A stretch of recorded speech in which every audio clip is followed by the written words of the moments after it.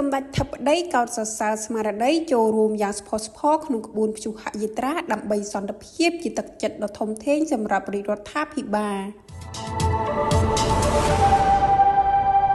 សម្ដេចធិបតីហ៊ុនម៉ាណែតសូមកោតសរសើរចំពោះស្មារតីចូលរួមយ៉ាងផុសផុលក្នុងព្រឹត្តិការណ៍ព្យុហយាត្រាដើម្បីសន្តិភាពដែលនេះគឺជាទឹកចិត្តដ៏ធំធេងសម្រាប់រាជរដ្ឋាភិបាលក្នុងការខិតខំស្វែងរកសន្តិភាពសម្រាប់ប្រទេសជាតិនិងប្រជាជនកម្ពុជាលើបណ្ដាញសង្គមផ្លូវការសម្ដេចធិបតីនាយករដ្ឋមន្ត្រីកាលពីថ្ងៃទី18ខែធ្នូបានបង្ហោះសារយ៉ាងដូចនេះថា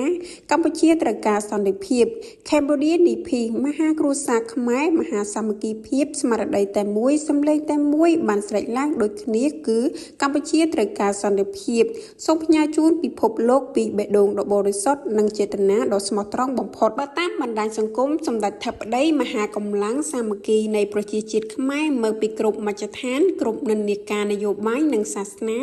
បានមកជួបជុំគ្នាក្រោមស្មារតីខ្មែរតែមួយដើម្បីធ្វើព្យុហយាត្រាដើរដើម្បីសន្តិភាពរបស់មហាគ្រួសារខ្មែរបានចាប់ផ្ដើមចេញដំណើរពីបរិវេណផ្សាររាត្រីមាត់ទន្លេឆ្ពោះទៅកាន់សួនច្បារវិមានឯករាជ្យក្នុងឱកាសបំពេញដោយក្តីសង្ឃឹមក្តីជឿជាក់និងស្មារតីសាមគ្គីជាតិបណ្ដាញសង្គមសម្ដេចធិបតីក៏បានគូបញ្ជាក់ថាសម្លេងរបស់ប្រជាពលរដ្ឋកម្ពុជាគឺជាសម្លេងដែលឲ្យតម្លៃលើសន្តិភាពនិងប្រាថ្នារួមរស់ដោយសន្តិសហវិជ្ជមានជាមួយនឹងគ្រប់ប្រជាជាតិទាំងអស់តាមរយៈការផ្ញើសារសន្តិភាពចេញពីបេះដូងប្រជាជនខ្មែរទៅកាន់សង្គមជាតិនិងសង្គមអន្តរជាតិនិងសហគមន៍អន្តរជាតិថាកម្ពុជាមិនចង់ឃើញការបំផ្លិចបំផ្លាញវិនិស្សកម្មនិងការបាត់បង់អាយុជីវិតណាមួយឡើយទោះជានៅក្នុងកលស័កឬក៏បរិបទណាក៏ដោយជាមួយគ្នានេះសម្ដេចធិបតីនាយករដ្ឋមន្ត្រីសូមកោតសរសើរនិងថ្លែងអំណរគុណចំពោះស្មារតីចូលរួមយ៉ាងផុសផុលដែលនេះជាការលើកទឹកចិត្តដ៏ធំធេងសម្រាប់រាជរដ្ឋាភិបាលក្នុងការខិតខំស្វែងរកសន្តិភាពសម្រាប់ជាតិនិងប្រជាជនកម្ពុជា